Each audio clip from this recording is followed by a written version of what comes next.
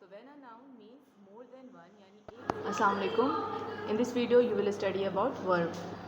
What is verb? A verb is a word that tells us what a person, animal or thing is doing. यानी verb एक ऐसा अल्फाज होता है जो बताता है कि इंसान, जानवर या कोई भी चीज़ क्या कर रही है।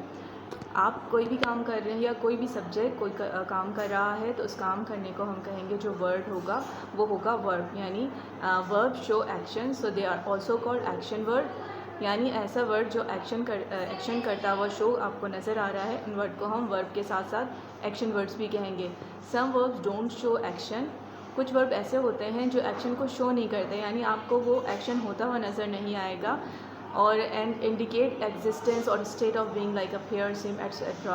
यानी ऐसे वर्ड्स जो आपको वर्ब तो हैं लेकिन एक्शन करते हुए नज़र नहीं आ रहे। फॉर एग्जांपल अगर मैं कहूँ कि मैं खाना पका रही हूँ तो आप देख सकते हो खाना पकाते हुए, पढ़ते हुए, बोलते हुए लोगों को, लेकिन कुछ ऐसे वर्ब होते हैं जो वर्ब होते हैं लेकिन दिखते नहीं। फॉर एग्जांपल आई लाइक, अगर मैं पसंद करती हूँ तो ये लाइक वर्ब है लेकिन ये लाइक करना नज़र नहीं आ रहा। लव है, सीम, अपीयर, ऐसे वर्ड जो वर्ब हैं लेकिन ये शो नहीं करते, एक्शन को नज़र नहीं आ रहे होते, पर ये भी वर्ब होते हैं, उनको कहते हैं stative verb. Every sentence must have a verb, यानी हर सेंटेंस में वर्ब लाजमी होता है, एक वर्ब लाजमी होगा। यानी सेंटेंस बनते ही सब्जेक्ट और वर्ब से है तो सेंटेंस में एक वर्ब तो आपको लाजमी दिखेगा। Example is he speaks very slow, यानी वो बहुत स्लो बोलता है, तो यहाँ पर वो बोलते हुए आपको नज़र आ रहा है तो ये स्पीक वर्ब होगा, action verb. She resembles her mother, वो अपनी अम्मी से मिलती है, तो यहाँ पर वो मिलती है तो यहाँ पर दिख नहीं रहा क्योंकि एक्शन वर्ड नज़र नहीं आ रहा, बस हम रिजेंबलेंस को दिखा रहे हैं, तो ये वर्ब क्या कहलाएगा, स्टेटिव वर्ब। तो वर्ब क्या होते हैं जो एक्शन होते हुए नज़र आते हैं, एक्शन वर्ड कहते हैं, और जो ऐसे वर्ब जो नज़र ना आए वो भी वर्ब होते हैं लेकिन उन्हें हम कहते हैं stative verb. What is transitive verb? A verb which requires an object in a sentence to convey complete meaning is a transitive verb.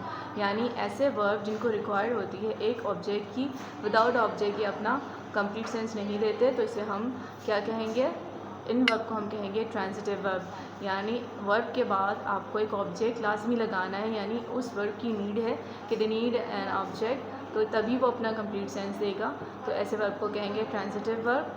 In the absence of object subject doesn't convey complete meaning, यानी अगर verb के बाद आप object नहीं लगाते, कुछ ऐसे verb होते हैं तो वो अपना सेंस कंप्लीट सेंस नहीं देते। एग्जाम्पल से समझते हैं, she is eating an apple, यानी वो एप्पल खा रही है। अगर मैं सिर्फ कहूँ शी इज़ ईटिंग तो यहाँ पर बात कंप्लीट नहीं होगी, आपको बताना होगा कि व्हाट शी ईटिंग, कि वो क्या खा रही है। तो ईट ऐसा वर्ब है जिसे नीड है एक ऑब्जेक्ट की, तो ईट कौन सा वर्ब कहलाएगा, transitive verb, because it needs an object. तो ये ईट, यहाँ पर हम ईट को कहेंगे ये है transitive verb. He kick the football, अगर सिर्फ आप कहें ही किक तो यहाँ पर एक क्वेश्चन होगा कि इसने किसको किक किया, तो यहाँ पर आपने बताना है कि ही किक द फुटबॉल या वटेवर, जो कुछ भी वो किसी को भी किक कर रहा है, तो यहाँ इस किक वर्ब को नीड है एक ऑब्जेक्ट की, तो किक वर्ब भी क्या कहलाएगा, ट्रांजिटिव वर्ब। यानी ऐसे वर्ब जिनको नीड है एक ऑब्जेक्ट की, उन वर्ब को कहते हैं ट्रांजिटिव वर्ब। इंट्रांजिटिव वर्ब देखते हैं, a verb doesn't require an object in a sentence is an intransitive verb, यानी ऐसा वर्ब जिसे ऑब्जेक्ट की नीड नहीं होती, विदाउट ऑब्जेक्ट की अपनी सेंटेंस अपना कंप्लीट सेंस देगा, इसे हम कहेंगे intransitive verb. It can give complete meaning without an object in sentence, यानी ऐसा वर्ब जिसे नीड नहीं होती ऑब्जेक्ट की, विदाउट ऑब्जेक्ट भी वो बात को कंप्लीट करेगा, तो ऐसे वर्ब को हम कहेंगे intransitive verb. For example, Komal is not weeping, Komal नहीं रो रही है, तो यहाँ पर विप के बाद कोई ऑब्जेक्ट की नीड नहीं है, यहाँ पर बात कंप्लीट है कि वो नहीं रो रही है, कोमल नहीं रो रही है, तो ये वीप वर्ब कहलाएगा intransitive verb. She is laughing, वो हंस रही है, तो बात कंप्लीट है। हंसने के बाद लाफ ऐसा फिर वर्ब होगा जिसको ऑब्जेक्ट की नीड नहीं है, तो इसे हम कहेंगे laugh is an intransitive verb because it doesn't need any object. तो ऐसे वर्ब जिनको नीड ना हो ऑब्जेक्ट की उन्हें हम कहते हैं इंट्रांजिटिव वर्ब, और ऐसे वर्ब जिन्हें नीड हो ऑब्जेक्ट की उसे कहते हैं transitive verb.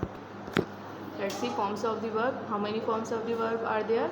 There are 5 forms of the verb, यानी V1, 2, 3 and 4, 5 V1 को कहेंगे base form of the verb, second verb of the form को कहते हैं पास्ट सिंपल, थर्ड को कहेंगे पास्ट पार्टिसिपल, फोर्थ को कहते हैं प्रेजेंट पार्टिसिपल, यहाँ पर PRS का मतलब है present participle, and fifth form को कहेंगे S और ES फॉर्म। यानी आपको याद होने चाहिए वर्ब की फॉर्म्स के नाम कि V1, 2 और 3, 4, 5 को हम क्या कहते हैं, क्योंकि जब भी आप डिक्शनरी देखोगे तो वहाँ पर आपको बेस फॉर्म और पास्ट सिंपल, पास्ट पार्टिसिपल लिखा हुआ मिलेगा। तो आपको पता होना चाहिए कि V1 का मतलब base form of the verb, V2 को कहते हैं पास्ट सिंपल, V3 यानी third form of the verb को आप कहोगे पास्ट पार्टिसिपल, और आपको चारों पाँचों के नाम याद होंगे। तो फिर इसके साथ आपको ये भी पता होना चाहिए कि जो वर्ब है, ये जो वर्ड है वर्ब वो रेगुलर है या इरेगुलर। यहाँ पे प्ले के आगे लिखा हुआ है RV।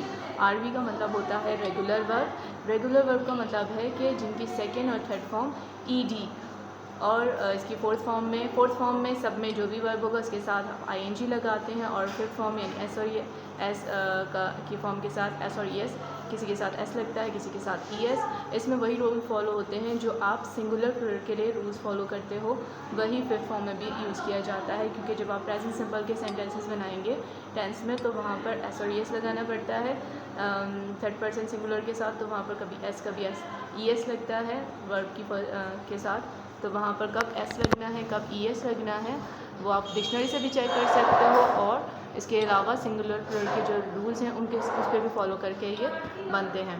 तो RV का मतलब है रेगुलर वर्ब। जब आप ये कभी भी वोकैबुलरीज याद करें तो याद रखेंगे, माइंड में रखें कि ये रेगुलर है या इरेगुलर, क्योंकि जब भी आपको सेकेंड और थर्ड फॉर्म की नीड होगी तो आप फ़ौरन ED लगा लेंगे। रन IR का मतलब इरेगुलर वर्ब। इरेगुलर वर्ब वो होते हैं जिनकी सेकेंड और थर्ड फॉर्म सेम हो या चेंज हो। फॉर एग्जांपल यहाँ पर देखें रन, रेन, रन, तो यहाँ पर इसकी सेकेंड और थर्ड फॉर्म चेंज है तो ये इरेगुलर वर्ब है। कट भी इरेगुलर वर्ब है क्योंकि तीनों फॉर्म्स यानी सेकेंड और थर्ड फॉर्म सेम है।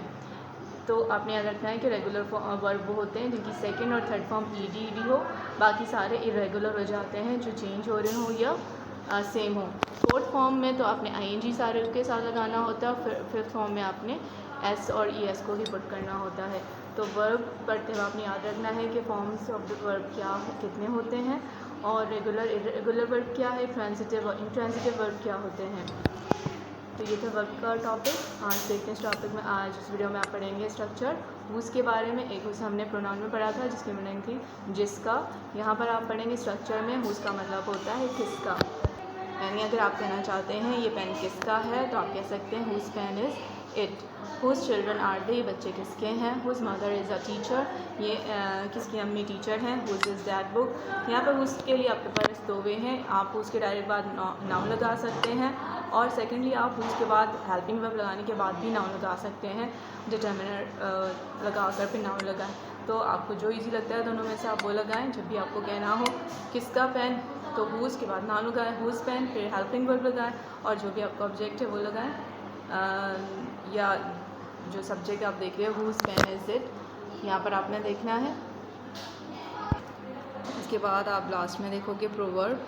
If you want to say मेरी बिल्ली मुझे म्याऊं, तो यहाँ पर आप यूज़ करेंगे माई फुट, माई ट्यूटर। तो इसमें अपने प्रोवर्ब को याद रखना है, स्ट्रक्चर को याद रखें, और इसमें आप याद रखें कि what is verb, what is transitive and intransitive verb, and how many forms of the verb are there. Thank you so much.